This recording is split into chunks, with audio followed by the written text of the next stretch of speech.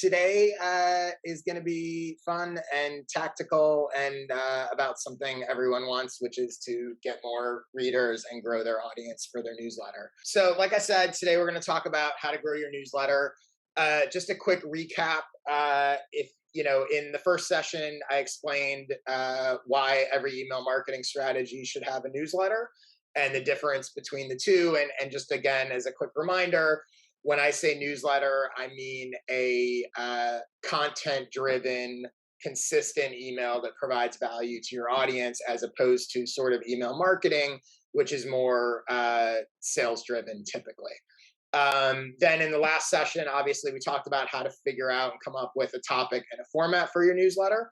So today, I'm assuming that you've gone sort of down that road, and now we're going to talk about, once you have your newsletter, how do you get more people to actually read it? So I want to start with a couple of key audience concepts, and then we're going to go into some specific tactics. So the first one is, your audience probably isn't what you think it is.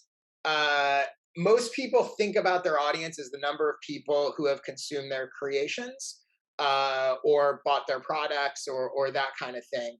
But I actually think it's about connection, that really your audience is the number of people you can count on to consume your next creation. So what that means, for example, audience size only matters if they're actually engaged with you, and more specifically, if they're connected with you. So having a large email list of people who don't open your emails is meaningless.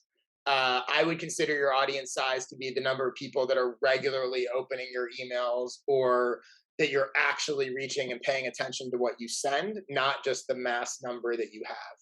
You see this in all sorts of different content. So for example, if you have a video sort of go viral and you get 100,000 views, but none of those people subscribe to your channel or subscribe to your email list, they're not really in your audience. Like, I don't actually view that necessarily as a success. I would see that as 100,000 missed opportunities. And then with customer lists, the same thing. A huge customer list of email addresses doesn't matter if you're never emailing them and not developing a relationship with them. So the key takeaway here is, think about your audience size, not in terms of mass number, but in terms of how many people are actually paying attention, how many people are you actually reaching. And everything that we're going to do is going to be to optimize to grow that number, not the sort of general mass number. Successful newsletters and successful marketers know this already, and they optimize for it. So Morning Brew, which is obviously a hugely successful newsletter, they remove people frequently who aren't paying attention. So if you don't open an email within 18 days of signing up to their newsletter, they start to remove you.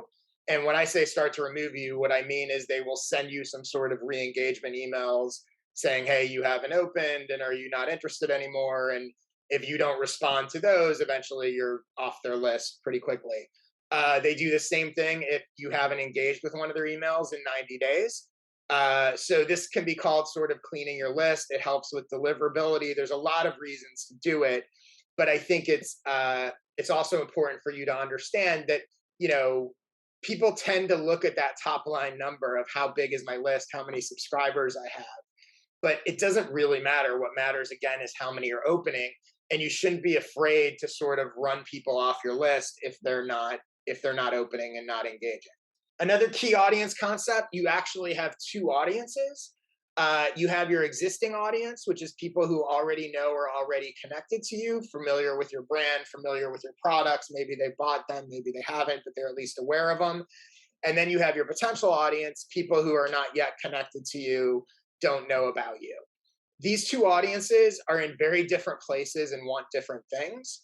And a lot of times you'll see, especially with brands and businesses, that they're creating content in their newsletter that is only interesting or appealing to people who already know them, and then wondering why they're not getting any growth and getting any new people, right?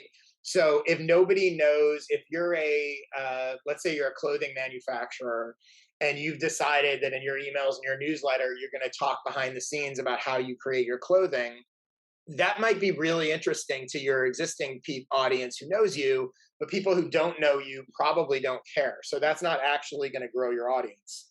Now, there's a place for content for both of these audiences.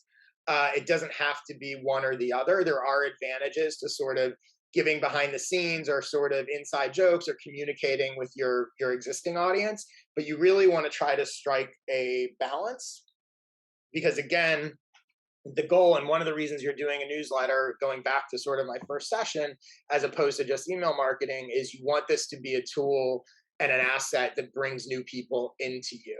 So if you're just talking about stuff that they don't know about and don't care about, that's not going to attract anyone. So just something to keep in mind as you're putting together your newsletter. So I want to zoom out for a second. This is the book Tribes by Seth Godin, which came out, I don't know, maybe 15 years ago, 10, 15 years ago, is not technically a book about audience growth, but it is the book I recommend most often for audience growth. It's a short, quick, fantastic read, and I think it will, in many cases, change your perception about how audiences work and how they grow. The basic premise of the book is that there are tribes of people who are interested in specific things or have shared beliefs spread out all over the world and all over your community. And your job is not to grow and attract an audience to you. It's just to create opportunities for those people to connect with each other, right? So the concept is essentially that whereas a lot of people think what you're trying to do is, oh, I created this thing and now I need to try to get people to be interested in it and draw them to me.